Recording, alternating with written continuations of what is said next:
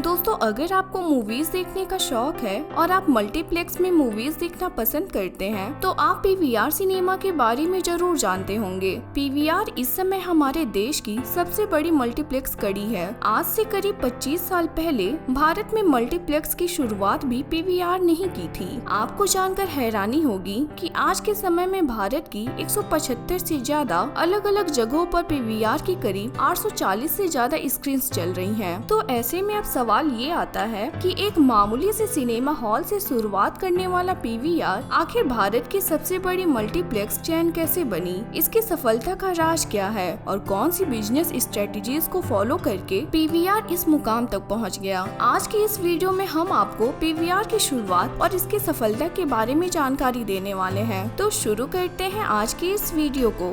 दोस्तों, PVR cinemas की सफलता का श्रेय अगर किसी को जाता है तो वो है एक व्यक्ति जिन्होंने अपनी लगन व कड़ी मेहनत के बलबूते इसे इस मुकाम तक पहुंचाया, जिनका नाम है कंपनी के फाउंडर मिस्टर अजय बिजली। दरअसल दिल्ली के रहने वाले अजय बिजली की फैमिली का अपना एक ट्रांसपोर्ट का बिजनेस था और अजय जी जब हार्वर्ड यूनिवर्सिटी से अपनी पढ़ाई पूरी करके भारत वापस आए तो उनके घर वालों ने चाहा कि वे भी अपनी उस फैमिली बिजनेस को ज्वाइन कर ले। अब हालांकि उन्होंने वो बिजनेस ज्वाइन तो कर लिया, लेकिन उन्हें इसमें कोई इंटरेस्ट नहीं था क्योंकि वो बिजनेस पहले से ही जमाया था। जबकि अजय जी खुद अपने बल पर किसी बिजनेस को स्क्रैच से इस्टेब्लिश करना चाहते थे। ऐसे में वे हमेशा अपना खुद का कोई कारोबार करने के बारे में सोचते रहते थे। एक बार वे अपनी वाइफ के साथ घूमने के लिए अमेरिका गए तो वहाँ पर उन्होंने पहली बार एक मल्टीप्लेक्स देखा और उसे देख के वो पूरी तरह हैरान रह गए क्योंकि जिस तरह की sound quality, seating, air conditioning और लाइटिंग उन्होंने अमेरिका के उस मल्टीप्लेक्स में देखा, वैसा उस समय भारत के किसी भी सिनेमा हॉल में देखने को नहीं मिलता था। असल में भारत के अंदर उस समय सिर्फ सिंगल स्क्रीन सिनेमा ही चला करते थे, जिनमें साउंड सिस्टम और सीटिंग वगैरह बहुत साधारण दर्जे की हुआ करती थी। अमेरिका के उस मल्टीप्लेक्स को देखते ही अजय बिजली ने ये ठान लिया कि इस तरह का सिनेमा हॉल वे भारत में भी बनाएंगे और यही इरादा मन में लिए वे अमेरिका से वापस लौट आए। यहाँ आपकी जानकारी के लिए हम बता दें कि उस समय दिल्ली के बसंत विहार में अजय बिजली जी के पिता का अपना खुद का एक सिनेमा हॉल चलता था जिसका नाम प्रिया सिनेमा था। ऐसे में वापस आते ही अजय जी ने अपने फादर से कहा कि वे ट्रांसपोर्ट बिजनेस की जगह अपने सिनेमा हॉल के बिजनेस को संभालना चाहते हैं। अब चूंकि वो सिनेमा हॉल भी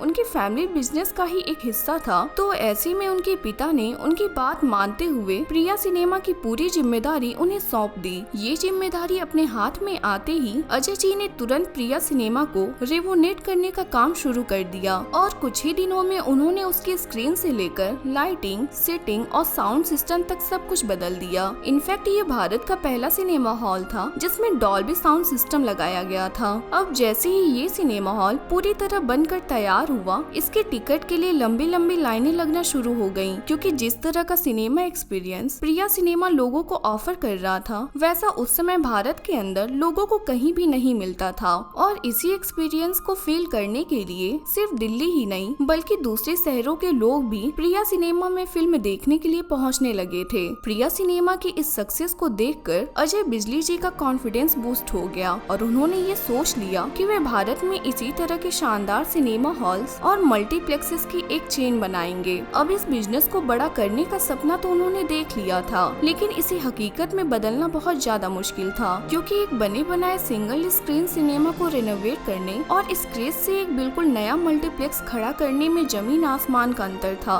इनफैक्ट उस समय पूरे भारत में कोई भी ऐसा इंजीनियर, बिल्डर या आर्किटेक्ट मौजूद नहीं था जो मल्टीप्लेक्स बनाना जानता हो। अब उन्हें जब अपनी इस प्रॉब्लम का भारत में कोई सॉल्यूशन नहीं मिला तो वे अपनी खोज भारत के बाहर लेके गए और थोड़ी बहुत रिसर्च करने के बाद उन्हें पता चला कि विलेज रोड शो नाम की एक ऑस्ट्रेलियन कंपनी है जो दुनिया भर में मल्टीप्लेक्स व थीम पार्क्स वगैरह बनाने का काम करती है। अजय जी ने तुरंत ही उस कंपनी को अप्रोच किया और उसे अपने साथ पार्टनरशिप करने का ऑफर दे डाला। विलेज रोड शो कंपनी ने उनके उस ऑफर को एक्सेप्ट कर लिया और इनके भी 60-40% की पार्टनरशिप हो गई, जहां 60% हिस्सा अजय जी और 40% हिस्सा विलेज रोड शो कंपनी के पास था। इस तरह इस जॉइंट वेंचर से भारत के मूवी थिएटर इंडस्ट्री में एक बिल्कुल नई कंपनी की शुरुआत हुई जिसका नाम पीवीआर यानी प्रिया और विलेज रोड शो कंपनीज के शॉर्ट फॉर्म के रूप में रखा गया। इसके बाद साल 1997 1997 में पीवीआर का पहला मल्टीप्लेक्स पीवीआर अनुपम बनकर तैयार हुआ, जो कि सिर्फ पीवीआर ही नहीं बल्कि पूरे भारत का ये सबसे पहला मल्टीप्लेक्स था। पीवीआर का ये पहला मल्टीप्लेक्स उनकी उम्मीदों से भी ज्यादा कामयाब रहा, जहां पहले ही साल इसमें 10 लाख से ज्यादा लोग फिल्म देखने के लिए पहुंचे थे। हालांकि यहाँ हम आपको बता दें कि साल 2003 में विलेज रोड शो कंपनी ने पीवीआर के साथ अपने पार्टनरशिप को खत्म कर दिया था, जिसके बाद उसके 40% हिस्से को आईसीआईसीआई वेंचर्स कंपनी ने एक्वायर कर लिया।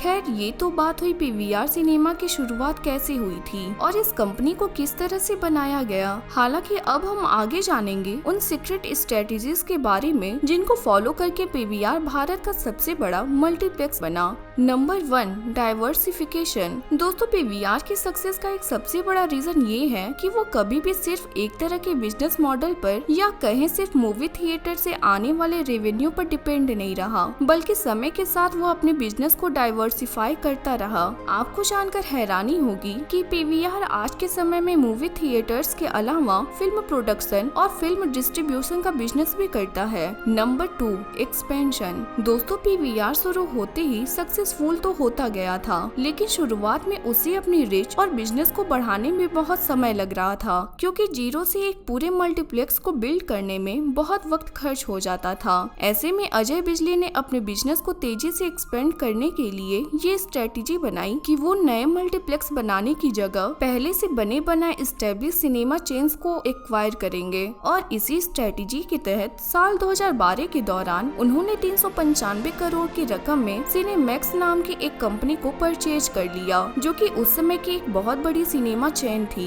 इस कंपनी को एक्वायर करने के बाद ही पीवीआर पहली बार भारत की सबसे बड़ी सिनेमा चेन बना था। इसके बाद पीवीआर ने साल 2016 में डीएलएफ ग्रुप के डीटी सिनेमास को 500 करोड़ में और 2018 के दौरान एसपीआई सिनेमास को 850 करोड़ रुपए में परचेज किया। इसके अलावा अभी हाल ही में पीवीआर ने ये अनाउंस किया है कि वो आइनॉक्स सिनेमास के साथ मर्ज करने वाला है, जो कि पीवीआर के बाद भारत की दूसरी सबसे बड़ी सिनेमा चेन है। अपनी इन्हीं सभी बिजनेस स्ट्रेटेजीज और स्मार्ट मूव्स की वजह से पीवीआर आज भारत की सबसे बड़ी सिनेमा चेन बना हुआ है। Number 3, different formats and categories. दोस्तों, किसी भी ब्रांड को नेशनल लेवल पर कामयाबी तभी मिलती है जब वो ब्रांड एक नहीं बल्कि कई अलग अलग तरह के प्रोडक्ट्स ऑफर करता है, खास तौर से भारत जैसी डाइवर्स कंट्री में, जहां हर शहर और हर स्टेट में अलग अलग तरह के लोग रहते हैं। पीवीआर खुद भी इस बात को भली भांति जानता था, इसलिए वो कभी किसी एक प्रोडक्ट पर डिपेंड नहीं रहा। और अगर आज की बात करें तो पीवीआर इस समय कई अलग अलग फॉर्मेट्स और कैटेगरीज जैसे PVR gold screen, PVR superplex, PVR premiere, PVR play house और पीवीआर 4DX आदि में अवेलेबल है।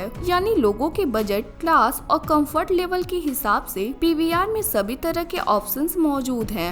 Number 4, top class cinema experience. दोस्तों, सिनेमा या कहे मल्टीप्लेक्स एक ऐसी इंडस्ट्री है जिसमें कस्टमर का एक्सपीरियंस बहुत ज्यादा मायने रखता है, क्योंकि कस्टमर अगर चाहे तो वो सेम फिल्म किसी सिंगल स्क्रीन सिनेमा हॉल में जाकर भी देख सकता है, जहां उसके पैसे काफी कम खर्च होंगे। लेकिन इसके बावजूद भी लोग कई गुना महंगा टिकट खरीद कर मल्टीप्लेक्स में फिल्म देखने सिर्फ इसलिए जाते हैं क्योंकि वहां उन्हें वो एक्स्ट्रा पैसे पे करने के बदले में एक प्रीमियम एक्सपीरियंस मिलता है। अजय बिजली इस चीज के बारे में बहुत अच्छी तरह समझते थे, इसलिए उन्होंने शुरुआत से ही इस बात का पूरा ख्याल रखा कि पीवीआर में लोगों को सिनेमा का एक ऐसा एक्सपीरियंस दिया जाए कि थिएटर में आने के बाद लोगों को लगे कि वो एक अलग ही दुनिया में आ गए हैं। यही वजह है कि आज भी भारत में सबसे best cinema experience PVR cinema का ही माना जाता है।